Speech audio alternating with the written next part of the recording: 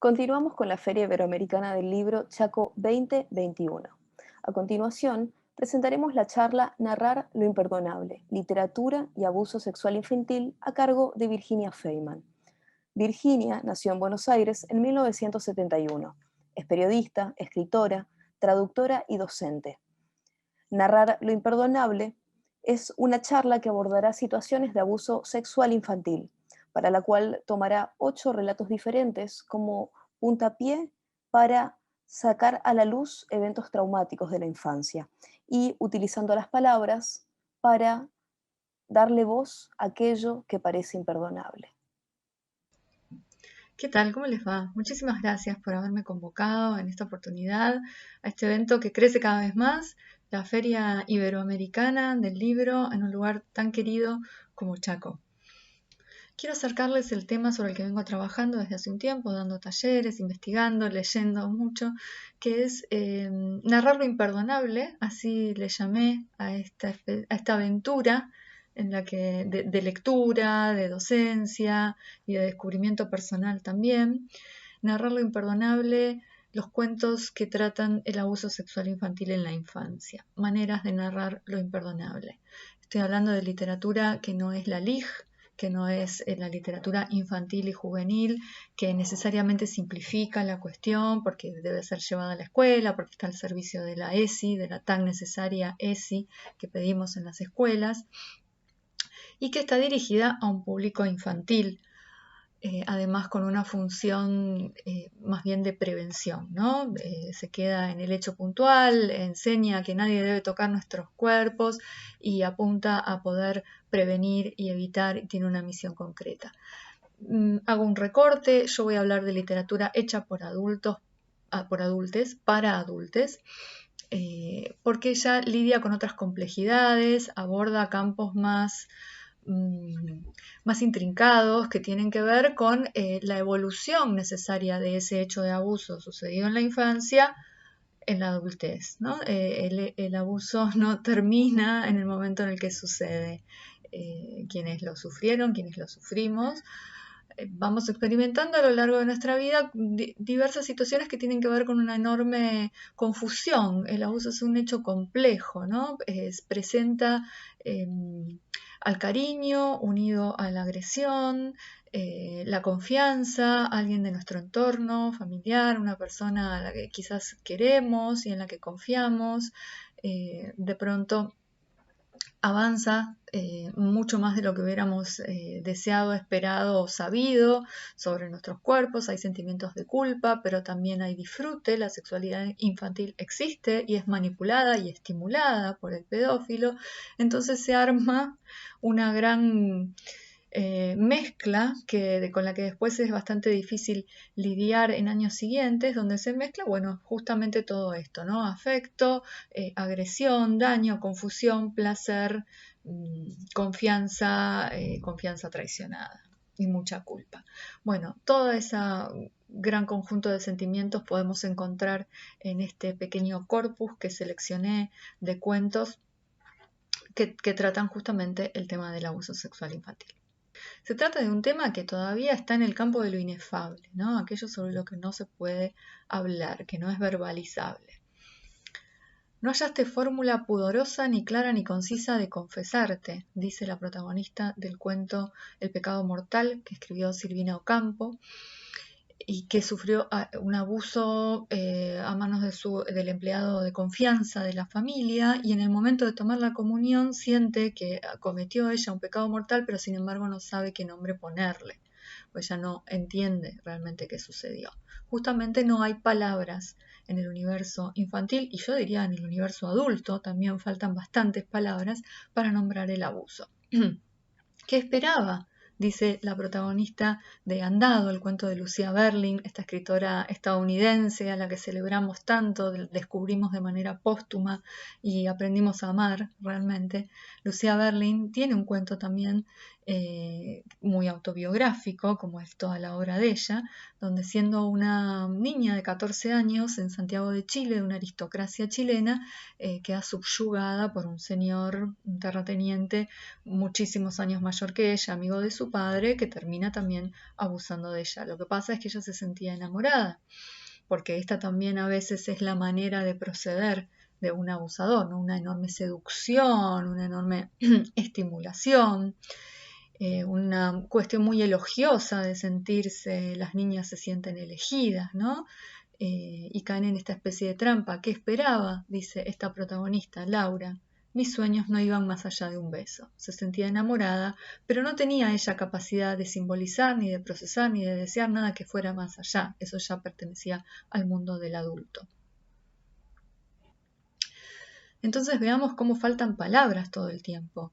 Y es bastante lógico que no estén las palabras, ¿no? Las palabras desactivarían muy rápidamente una situación de abuso. Imaginemos una familia donde sucede un abuso intrafamiliar y que esto sea verbalizado por todos. Entonces, no sé, que alguien dijera, no, mira, ahora no entres a la habitación porque el tío está teniendo relaciones sexuales con su sobrina. O sea, quedaría absolutamente impedido eso de suceder en cuanto fuera verbalizado, no quedaría desactivado. Ahora, evidentemente es muy difícil. Una vez más, la literatura acá viene a darnos una especie de mano. No es que la literatura tenga una misión específica, pero todos somos libres de encontrársela. ¿Quién no sintió alguna vez que este cuento le hablaba a sí mismo, que reflejaba algo de lo que estaba viviendo, o se le ocurrió alguna idea a partir de lo que leyó para resolver algún problema de su vida, ¿no? También en el abuso, también en este taller que estoy dando en la Universidad Nacional de Rosario, Narrar lo imperdonable, 8 cuentos sobre abuso sexual infantil, y a los que invito, lo voy a dar todos los cuatrimestres. La literatura viene a iluminar y viene a prestarnos estas palabras que a lo mejor no encontramos en la vida real.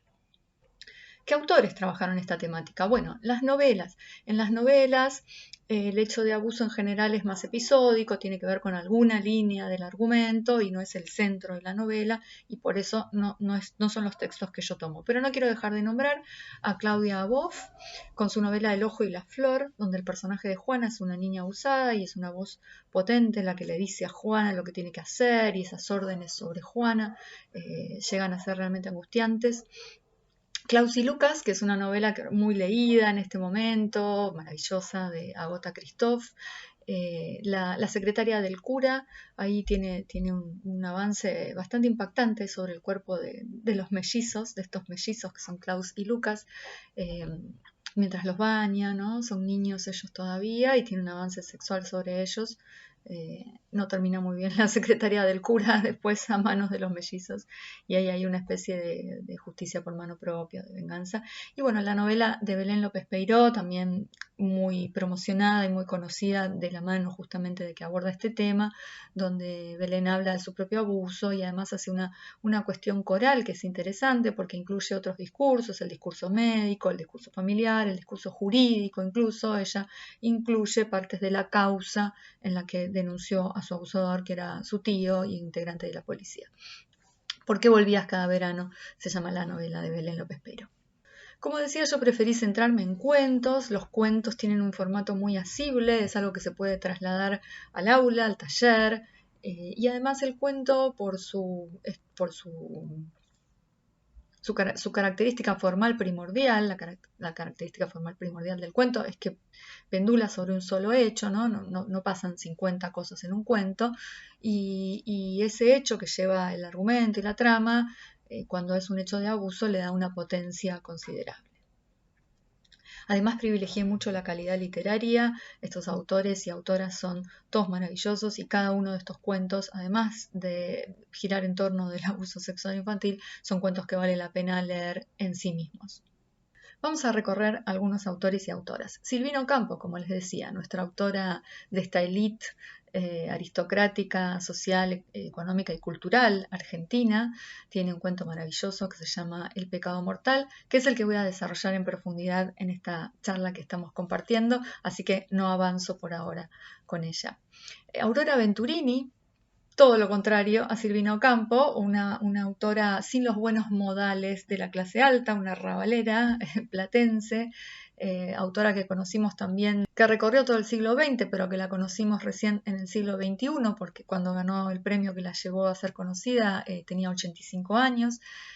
Aurora, que es una desbocada, una logorreica, digamos, todo su lenguaje es desbordante, explícito, bizarro, expuesto, y que con esa estética nos propone algo así como sacarnos este peso de encima con todas las letras, ¿no? Es todo lo contrario de Silvina en cuanto a que no es elíptica, no es disimulada. Aurora va de frente y casi como un vómito con una estética bastante feísta cuenta esta violación intrafamiliar. Bernardo Cordon, que es un autor bastante olvidado, injustamente olvidado, produjo la mayor parte de su obra en los años 60-70 y tiene un cuento, El marido de mi madrastra, que recoge esas voces rurales a las que se dedicó con tanta maestría, ¿no? Recordemos Los ojos de Celina, o Andate paraguayo, estas clases rurales que venían a la ciudad, el cabecita, el habla típica que recoge del campo o del porteño medio, y que nos trae en ese cuento Un hombre en la casa esta ambivalencia, ¿no? Esta ironía de que por un lado qué bueno que había un hombre en la casa para ocuparse de las tareas rurales, y por otro lado un hombre en la casa también implicaba toda la serie de riesgos que le sucede, que finalmente ven muy de cerca las niñas que padecen esa presencia. Ana Kazumi Stahl, que es una escritora estadounidense, pero que eligió vivir en la Argentina y que, si bien su idioma nativo, su lengua madre es el inglés, escribe sus ficciones en castellano, y eso le da una extrañeza particular a estas ficciones donde por momentos parece que estuviéramos leyendo una traducción del inglés, se mezclan modismos, pero también mucha elegancia. Bueno, ella tiene ascendencia japonesa también, así que hay una delicadeza ahí. Es una doctora en letras, ensayista, conferencista. Hay unas charlas TED muy lindas para ver de Ana Kazumi. Ella en La chica de al lado también narra un hecho de abuso con una delicadeza propia de esta estética que tiene. Claire Keegan, que es nuestra amada escritora irlandesa, la que mejor narró ese mundo de las granjas en Irlanda con toda la brutalidad propia de los campesinos y particularmente de los patriarcas, estos patriarcados donde el padre granjero además sometía a la esposa, y las niñas eran casi asimiladas a los animales de la granja, ¿no? Claire Keegan plantea a lo largo de muchos cuentos, no solo en El regalo de despedida, que es el cuento que analizamos, donde se narra la situación de abuso, pero en todos, en general, en muchos cuentos de Claire Keegan, las niñas son asimiladas a las yeguas. Por ejemplo, cuando se dice la yegua entró en celo, también es el momento en que las niñas tienen su primera menstruación. Los ritos del amor, digamos, las formas sexuales ya se aprenden de los animales de la granja, no hay mucha inocencia posible ahí. El hecho de abuso que narra El regalo de despedida está contado como que el padre tenía dedos fuertes, dedos de ordeñar, ¿no? Siempre está esta equiparación entre animales y mujeres en la obra de Claire Keegan. Edgar Keret, que es un israelí, es un escritor súper lúdico, que fue adaptado a Hollywood, muy delirante, muy creativo, muy risueño, casi un satírico, digamos, pero sin embargo, en este cuento en particular que se llama Resfriado, lo trabaja con un ascetismo, con una seriedad sorprendente, y es muy ingenioso el recurso por el cual, casi sin decirlo, podemos adivinar como huellas en el texto que ahí hubo una violencia que pasó por el cuerpo de ese niño, que es llevado a la consulta del médico. El cuento se llama Resfriado, bien podría estar entre comillas resfriado, porque lo que empezamos a entender es que el acupuntor, el médico chino que los está atendiendo, detecta algo más que un resfrío, ¿no? Y termina diciendo, ¿estás seguro de que lo que le pasa a este niño es que está resfriado? Ahora, esto está hecho con un artificio muy interesante, que es la mezcla entre hebreo y chino. Las únicas palabras que el médico chino les dice en hebreo son mujer, porque el padre es viudo, como diciendo, usted necesita una mujer; sábado, recordando el Shabbat y la religiosidad en Israel, la necesidad de obedecer preceptos morales y religiosos; y resfriado, como poniendo una nota irónica o un significado especial en esas palabras. El recurso es lingüístico, tiene que ver con el idioma y cómo se entienden y no se entienden, y es un cuento maravilloso para ir sobre él, así con mucha perspicacia, descubriendo también ahí las huellas del abuso sexual infantil. Alejandra Camilla, que es una argentina nueva, digamos, en el mundo literario, que estamos también empezando a leer. El sol mueve la sombra de las cosas quietas, es el libro donde está este cuento que se llama Los nombres. Justamente ella trabaja en este cuento la imposibilidad de nombrar las cosas. Hubo un hecho de abuso en la familia y eso se refleja en que nada tiene su nombre correlativo o apropiado. Tampoco se encuentran las piezas para armar los rompecabezas. Bueno, está pleno de simbolismos. Es una escritora muy preciosista, que cuida muchísimo la forma. Cada párrafo, cada oración casi es una especie de haiku, de imagen unida a la palabra, de manera muy poética. Bueno, les recomiendo a Alejandra Camilla, les va a gustar muchísimo su estética. Ella también se ocupa de este tema. Agustina Basterrica, premio Clarín con Cadáver exquisito, tiene un cuento muy divertido que se llama Roberto, que en el momento del abuso da como un giro hacia lo fantástico, ¿no? Se sale de las coordenadas de lo real, de lo realista. Roberto es un profesor que quería jugar con la nena, entonces la nena dice: Roberto me lleva al baño, mi profesor me dice que yo tengo un conejito. Bueno, todos esperamos más o menos saber lo que va a pasar. Mi conejito quiere jugar con mi conejito, y cuando se acerca para tocar mi conejito sale, saca unos colmillos así y se lo come a Roberto, ¿no? Entonces, bueno, puede tener su apropiación literal, digamos, que nos divierte y decimos que gracioso esto y qué bueno, porque en definitiva es un abuso que no se produjo. También, como todo cuento fantástico, admite su lectura psicologista, digamos, su abordaje psicológico. Podría estar en realidad planteando este cuento esa escisión mental o esa evasión o ese recurso a la fantasía, esa retirada del sujeto que se produce en el momento del abuso, ¿no? Hay muchos cuentos que cuando la escena del abuso tiene lugar, el sujeto de algún modo no está ahí, ¿no? Se va de la mano de algo, de la fantasía de que un conejito se lo comió. Podemos recordar este pasaje de la novela de García Márquez sobre Heréndira y su desalmada abuela, cuando la abuela fuerza a prostituirse a la nieta para que le pague una deuda en el momento de la primera violación, digamos, o servicio de prostitución que esta adolescente tiene que prestar. Con toda la maestría de García Márquez, que puede recurrir al realismo mágico, a lo real maravilloso, bueno, Heréndira ve un pez que vuela por el cielo mientras ella está tendida en la hamaca paraguaya. De la mano de lo fantástico se puede reflejar a veces con mucha eficacia esta huida de la propia subjetividad que pasa en el momento del abuso. Lucía Berling, como les decía, en Andado, tiene esta historia conmovedora donde vemos todo, vemos la inocencia, también el despertar de un deseo y cómo eso es tan bien manipulado por el predador sexual, en este caso Don Andrés. Lucía además plantea no a propósito, pero en su cuento podemos leer un eje que también advertimos en casi todos los cuentos que tematizan el abuso, que es la desprotección inicial, ¿no? El desamparo inicial que finalmente va a permitir que a esa escena ingrese el pedófilo.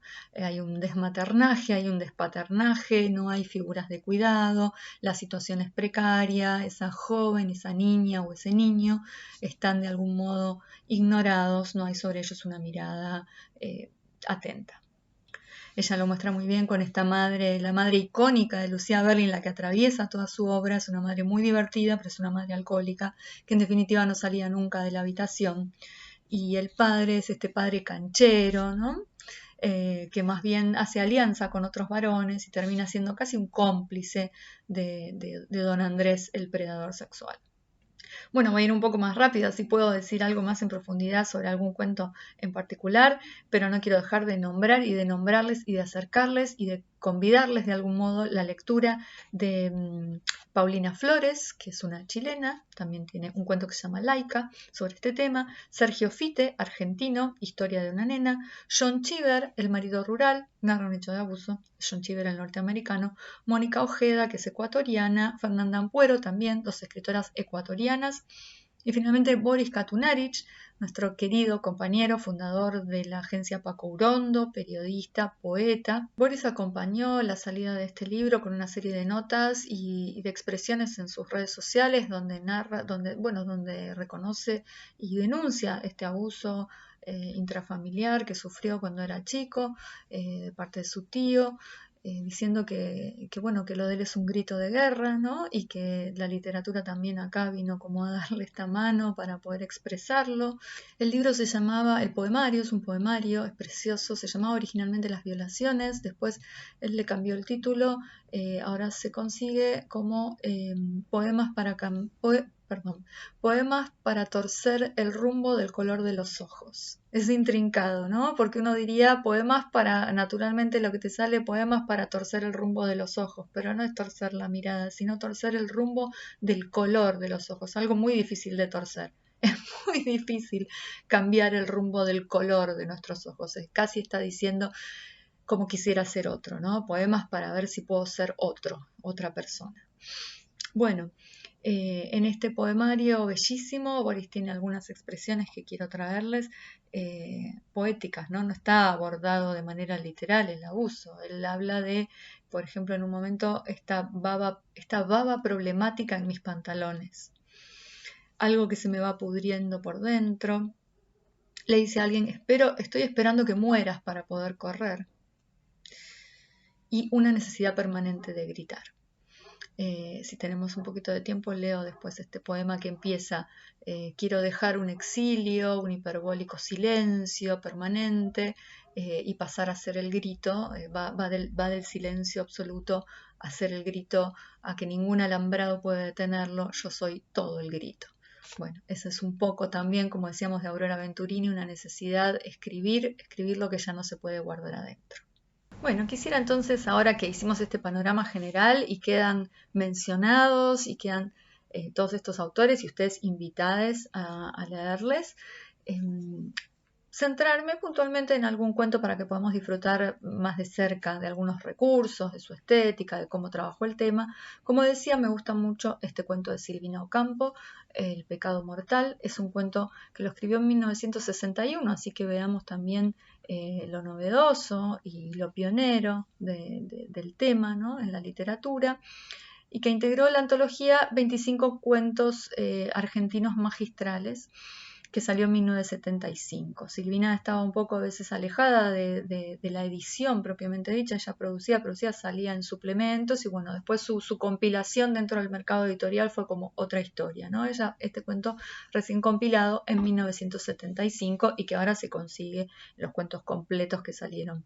sucesivamente, ediciones de los cuentos completos de Silvina Ocampo, ¿no? El pecado mortal.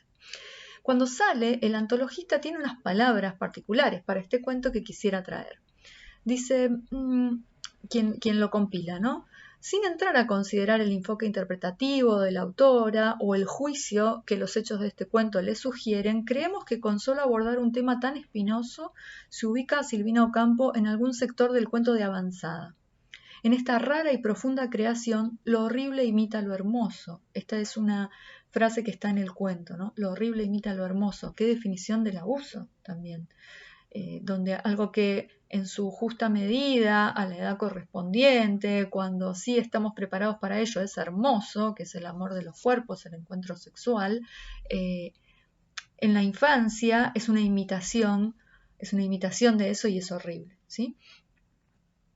Aparentemente no hay nada en esta pieza de vanguardista, pero no nos resulta difícil llegar a la conclusión de que por el atrevimiento del asunto, la altura y la maestría con que está desarrollado y la delicadeza y el decoro de su lenguaje, no solo es un cuento extraordinario, sino que linda a la vez con lo crudamente sexual y con lo poético, y ofrece muy escasa afinidad con los cuentos comunes de la misma época. Bueno, la está elogiando como pionera, como decía, pero además ya acá cifra algunas de las cuestiones que tienen que ver con su estética, ¿no?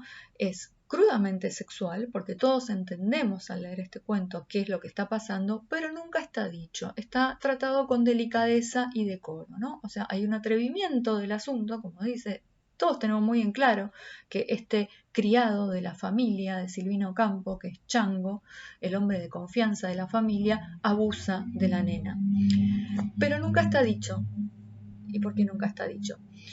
Ella es maestra en el recurso de la elipsis, ¿no? Entonces vamos a ver un poquito más adelante cómo usa ella este recurso de la elipsis, vale decir este recorte, ¿no? Una elipsis es un recorte, es una edición, ¿no? Cuando vemos una película, la persona se levanta para ir a la oficina, toma su café, al rato ya la vemos en la oficina, hay un recorte ahí, bueno, esa es una elipsis temporal.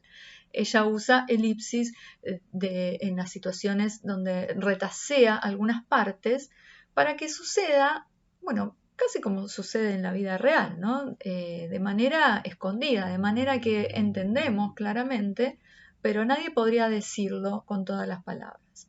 Entonces tenemos esta oposición de algo crudamente sexual que es contado de manera disimulada o decorosa, como le decía acá el antologista.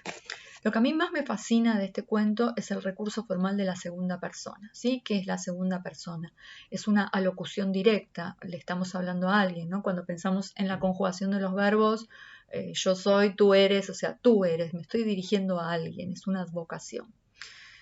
Ella dice, los símbolos de la pureza y del misticismo son a veces más afrodisíacos que las fotografías o los cuentos pornográficos, por eso, oh sacrílega, le está hablando a alguien, los días próximos a tu primera comunión fueron tal vez los verdaderamente impuros de tu vida. ¿Sí? Es un diálogo, en este caso vamos a ver quién le habla a quién. Yo propongo que es un diálogo interno, ¿no? Hay algunos indicios que nos empiezan a mostrar que se trata de la adulta, que ella es hoy, que le está hablando a la niña que fue abusada. Y en ese sentido, este diálogo interno está trasuntando algo también, ¿no? Esta recursividad, esta mascullación, este no poder parar de hablar con una misma, porque no se pudo hablar con nadie más en su momento. Es un diálogo que cuando se tuvo que tener con otra persona no se tuvo, es algo que cuando se tuvo que decir o se debió decir o habría sido beneficioso decirlo, no se dijo, se cayó toda la vida, entonces queda rebotando en el mismo yo, ¿no? Queda rebotando en esa misma persona este diálogo con ella misma que nunca pudo cesar y que, como decía, trasunta culpa, algo no resuelto, algo que no se habló en su momento. Vamos a ver algunos indicadores en el cuento de por qué entendemos cuando lo leemos que ella se está hablando a ella misma. Habla esta narradora que se dirige a alguien, ¿no? Los días cercanos a tu comunión fueron los más excitantes de tu vida, sacrílega. Habla como si ella hubiera estado ahí, ¿no? Dios me lo perdone, pues fui en cierto modo tu cómplice y tu esclava. Ella estaba en esa situación.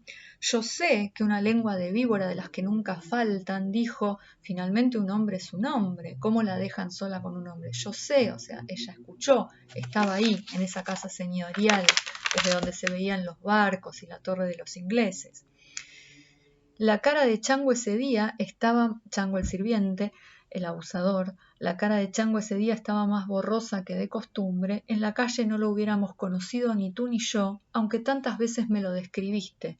Me hablaste de Chango, ¿no? Y sin embargo, sobre el final, dice, te buscaría por el mundo entero a pie como los misioneros para salvarte si tuvieras la suerte que no tienes de ser mi contemporánea. Vale decir que la persona que le está hablando a esta otra no es su contemporánea. Un contemporáneo es alguien que comparte el mundo en el mismo tiempo que nosotros, ¿no? Es alguien con quien vivimos una misma época. Bueno, estas dos personas no han vivido la misma época y sin embargo comparten mucha información. Eso quiere decir que solamente puede tratarse de ella misma muchos, muchos años después. Qué conmovedora esta idea que ya de alguien de adulto, una de adulta, pueda hablarse, ir a buscar a la niña abusada que fue, decirle, te buscaría por el mundo entero a pie como los misioneros para salvarte, ojalá hubiera podido estar ahí, ojalá hubiera podido evitarlo, ojalá pudiera decirte, con todo lo que sé hoy, que no era un pecado mortal, que no era tu culpa, que hay vida después. En este cuento Silvina también hace una crítica de clase muy interesante porque la escribe desde la propia clase alta que ella integra y es muy crítica y muy incisiva para observar algunas particularidades de esa clase que puede ella narrarnos también. Ella había pedido, porque había escuchado en la iglesia, más grande es el lujo, más grande es la corrupción, quisiste andar descalza como el niño Jesús, dormir en un lecho rodeada de animales, comer miguitas de pan recogidas del suelo como los pájaros, pero no te fue dada esa dicha. Para consolarte, te pusieron un vestido de tafetas tornasolado y zapatos de cuero mordoré. Para consolarte de no dormir en un lecho de paja rodeada de animales, te llevaron al Teatro Colón, el teatro más grande del mundo. Para consolarte de no comer miguitas, te regalaron una caja lujosa con puntillas de papel plateado, llena de bombones que apenas cabían en tu boca. Hay una muy interesante uso de objetos, ¿no? Y de palabras con una resonancia particular, este cuero mordoré, la tafeta tornasolada, mordoré, no sabemos qué quiere decir, pero tiene una resonancia francesa de moda, de material lujoso. Y además de hacer toda esa crítica, un poco también lo que denota este permanente desencuentro entre lo que ella ansiaba y lo que le ofrecía a la familia es la enorme incomprensión, ¿no? La falta de comunicación o la falta de visión sobre ella, que tenía estos deseos y estas aspiraciones y la familia todo el tiempo casi que hacía lo contrario. Entonces, si ella quería tener una vida austera y le daban estos chocolates y la embotaban con estos lujos, bueno, ¿qué iba a pasar si ella iba a contar el hecho de abuso? Casi como que quizás la hacían casar con este hombre, porque más o menos siempre todo lo que ella viene narrando es el opuesto de lo que deseaba, ¿no? Querías hacer esto, en cambio te dan esto. Y ya que mencioné de los bombones, qué sugestivo es este detalle, ¿no? Llena de bombones que apenas cabían en tu boca. Hay algo ahí también de la simetría entre lo que se puede procesar, lo que se puede tragar y lo que no. Hay un cuerpo que es demasiado pequeño para apreciar todavía eh, el gusto por algo que cuando uno es más grande dice, ah, claro, un chocolate, qué rico, un bombón. Cuando uno es demasiado pequeño, eso apenas cabía en su boca, no fue apreciado en su justa medida y tiene algo también del atragantamiento, del silenciamiento, del ahogamiento. Yo creo que no es azaroso, sino que es un detalle trabajado intencionalmente, esto de los bombones que apenas cabían en tu boca. Tiene esta metáfora genial, también una crítica a esa casa señorial que describíamos. Se oía el ruido intestinal de las cañerías que bajaban a los innumerables dormitorios y salas de la casa, donde había vitrinas, un altarcito con vírgenes y una puesta de sol en un cielo raso. Ese ruido intestinal de algo que va por adentro, cosas sucias, cosas desagradables, cosas impuras que pasan en esa casa y están cubiertas por una fachada que tiene que ver con la religión, ¿no? Este altarcito con vírgenes, con el lujo, las vitrinas, los adornos, con lo bucólico, acá no pasa nada, hay una puesta de sol pintada en un cielo raso y de paso valga decir cuánto dinero hay que tener para hacer pintar un cielo raso, ¿no? En una casa. Hay un uso de objetos muy interesante en este cuento. Mucha gente recuerda este cuento o se refiere a este cuento como el cuento del plumerito, ¿no? Dice, ah, el de Silvino Campo, el del plumerito, el que ella te tocaba con el plumerito. Bueno, el plumerito es la flor del plumerito que traías del campo, dice, con la que descubriste los placeres del amor, dice, por no llamarlo por su nombre técnico, ¿no? Había una estimulación, una autoestimulación incipiente, un pequeño despertar sexual de esta niña, probablemente precoz porque dice que le enseñaba a sus amigas y que las amigas no entendían de qué estaba hablando, pero venía de la mano simplemente de un roce con esta florcita con la que ella se estimulaba y era un placer propio, manejado, conocido, decidido.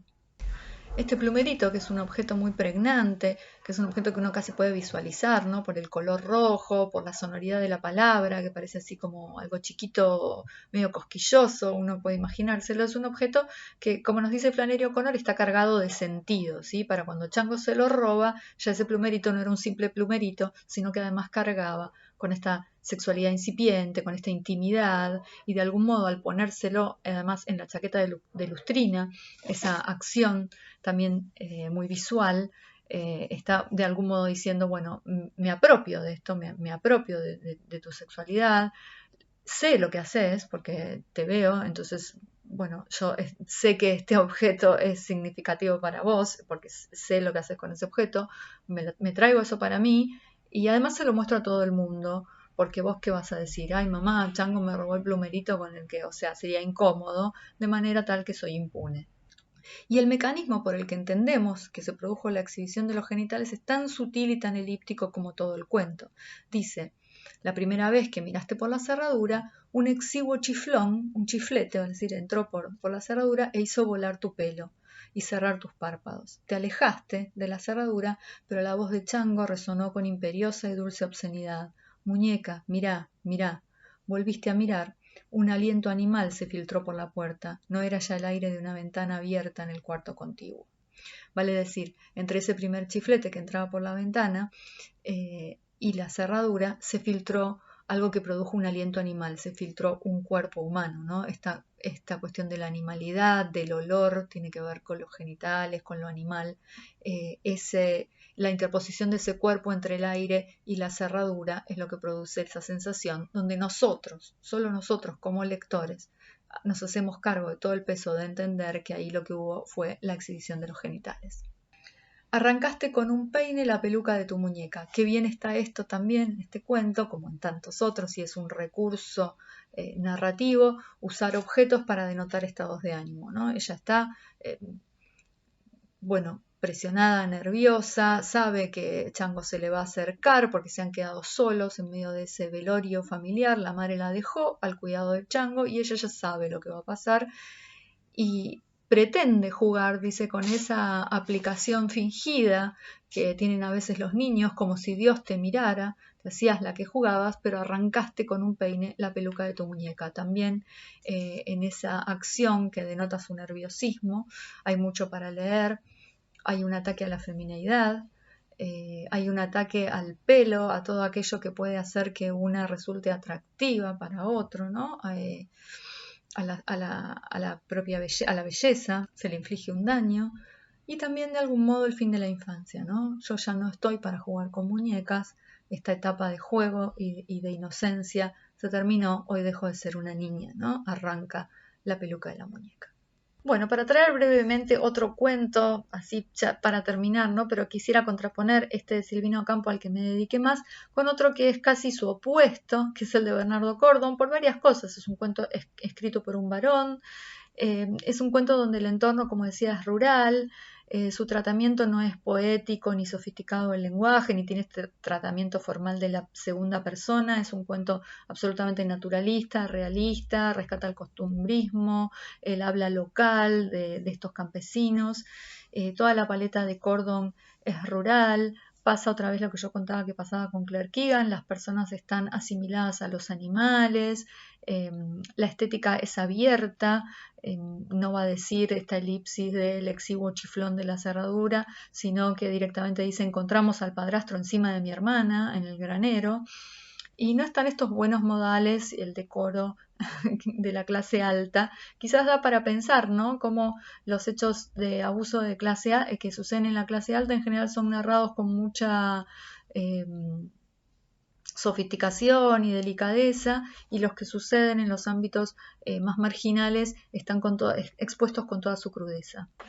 Cordon, en este cuento que se llama Un hombre en la casa, nos trae una figura del padrastro, que es este hombre que viene a la casa después de que la madre había enviudado y que es el que termina abusando de las hijas de esta mujer. Muy bien descrito este personaje con poco, ¿no?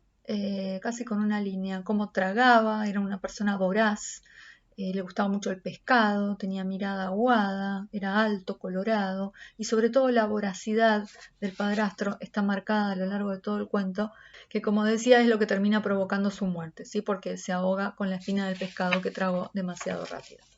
Refleja muy bien este cuento lo que yo decía que también se encuentra en otros y que me interesa marcar, que es este escenario de indefensión al que ingresa el predador sexual, ¿no?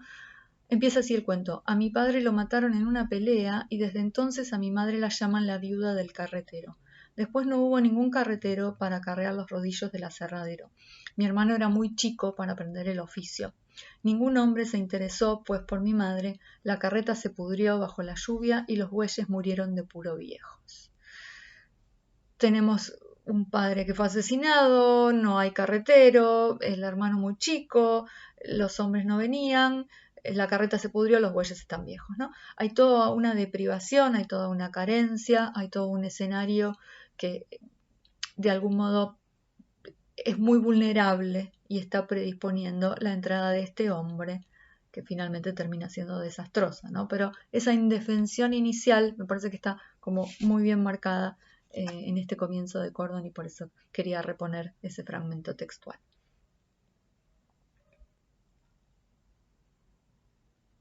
Este es un abusador absolutamente distinto al abusador seductor que es Chango, al abusador seductor que es Don Andrés, que empiezan a elevar a la niña a la categoría de novia, que empiezan a hacerla sentir elegida, especial. Este es un abusador que no seduce, sino que somete a través del terror, ¿sí? El padrastro, en este cuento, tiene una mirada de pura rabia, les da una palmada en el trasero, nos amenazó con rompernos los huesos a quien desobedeciera, me amenazaba con el rebenque por cualquier cosa, levantó el rebenque y me encajó un rebencazo en la nalga. Es una figura asqueante, todo el tiempo su relación con la comida y con el pescado es de desagrado, y las reacciones que provoca en la niña son de algún modo más sanas, porque cuando el ataque es tan directo y tan claro, y como decíamos, no está mezclado con la seducción, con el cariño, con el erotismo, sino que es violento y directo, quizás el primer instinto es de huida.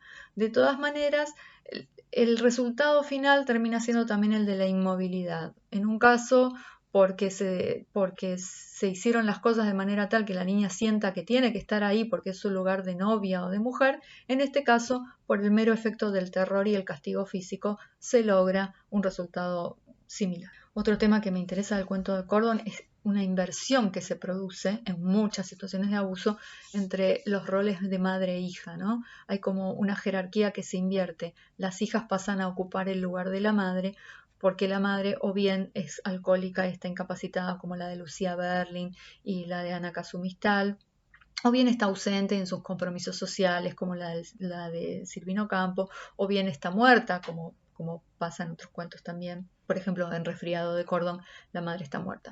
Pero digamos que son niños que ya fueron, o niñas, ascendidas a una categoría donde tienen que hacerse cargo de asuntos de adultos. Y eso también predispone la situación de abuso. Acá mi madre andaba loca por él, estaba enamorada de este que termina siendo el padrastro, por eso al atardecer nos recargaba de trabajo para irse al pueblo, ¿no? Yo arrancaba las malezas de la chacrita, mi hermanito buscaba las vacas que se metían en el monte, mientras mi hermana preparaba la comida. Entonces mi madre se arreglaba y se largaba al pueblo para juntarse con Egidio. Ahí ya tenemos otra vez esta jerarquía invertida. También en el cuento de Lucía Berling, como la madre es alcohólica y está encerrada permanentemente en el dormitorio, es Laura la que tiene que hacer de anfitriona para los invitados, supervisar que la comida se esté sirviendo de manera correcta, traducir porque están en Chile, y se pone un vestido de cóctel y se maquilla y parece mucho mayor de los 14 años que tenía, parece de 21 y baja del brazo del padre, ¿no? Ahí también hay una asunción del rol de mujer que termina trasladándose a los ámbitos sexuales.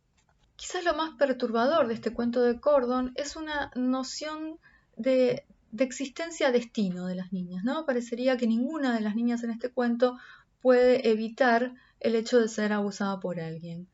Cuando el abuso se está produciendo en la propia casa, la madre dice, pescó a mi hermana, cuando la encontró al padrastro encima de mi hermana, la pescó, se la llevó al pueblo, la colocó de sirvienta en la casa del boticario, donde después también vemos que va a sufrir abuso, ¿no? De parte del boticario. Y cuando ella está tratando de huir de este hombre que le pega rebencazos y que quiere engañarla para manosearla y llevársela a lugares apartados, le dice a la madre, no aguanto más y me voy a lo del turco, ¿sí? A trabajar a lo del turco. Sí, me contestó mi mamá, es lo mejor que podemos hacer, que te aproveche otro antes que mi propio marido. Y además iba adelante y me sacudía cada vez que yo aflojaba el paso como si fuera culpa mía. O sea, es casi inconcebible, ¿no? Dentro de las coordenadas de lo que es el maternaje, preferir que te aproveche otro, decirlo con todas las letras, como lo dice esta mujer, que te aproveche otro antes que mi propio marido, nos plantea este cuento una situación de la que parece que es imposible para las niñas tener otro destino que no sea el abuso. Eso es particularmente alarmante y es un efecto muy perturbador de este cuento de Cordon. Como en todos los cuentos, hay un entorno que de algún modo sabe esto, ¿no? Sabe, intenta, sugiere, pero en general avala, ¿no? Son raros los cuentos, podemos encontrar en el de Venturini, que están los gitanos, que son los que finalmente la salvan y la rescatan, y ese es un entorno, un colectivo, el de los gitanos, al que paradójicamente siempre se acusó de secuestrar niños y que está muy estigmatizado. En este cuento es el grupo que finalmente rescata a la víctima de este padrastro abusador, pero en general el entorno es más bien indiferente o cómplice. A ver si encuentro algo del entorno en este cuento de Cordon. El padrastro no era querido en el pueblo, no se hace boda, los niños se ilusionaban con una fiesta de casamiento, pero no hubo nada de eso. Y cuando la madre va a llevar a las chicas a trabajar a otro lugar, como decíamos, para que no sean abusadas por su propio marido, el turco dice, antes usted no quería que sus hijas trabajaran afuera. ¿Se acuerda? Decía que las necesitaba en la chacra. Sí, dijo mamá, pero ahora es distinto. Y la turca, que parecía alegre, suspiró con cierta ironía, ¿no? Ah, se ve que ahora tienen alguien para hacer el trabajo pesado. Lo que es tener un hombre en la casa, dijo con una sonrisa torcida. De algún modo, esta voz, medio chismosa, medio externa, que sabe, que se ríe, que sabe sobre todo, pero que no hace más que circularlo con formato de chisme, ¿no? No se trata de una verdadera denuncia, no se trata de una verdadera acción, se trata de decir, bueno, sabemos lo que pasa y llegamos hasta ahí. Bueno, hay mucho más para repasar, para recorrer, hay muchos otros ejes de análisis en estos cuentos que les mencioné al principio. Voy a poner acá abajo la lista de autores para que puedan también rastrearlos con mayor facilidad si vuelven a ver la charla o si quieren ir tomando nota ahora mientras me despido. Para que les sirva para su propio placer estético, de disfrute literario o también con la correcta mediación para ser llevados al aula. Y ojalá que la literatura una vez más nos haga bien, que venga, como yo decía, a prestarnos palabras para esta situación, que sea una suerte de excusa también para poder visibilizarla, para poder hablar de esto. Espero que les haya gustado el trabajo que quise acercarles y presentar y que sigan disfrutando muchísimo de la Feria Iberoamericana del Libro en Chaco. Muchísimas gracias. Muchas gracias, Virginia, por tu tiempo. En esta charla hemos descubierto que la literatura puede tener un profundo sentido sanador. Recuerden que todavía tenemos mucha más agenda en esta Feria Iberoamericana del Libro Chaco 2021.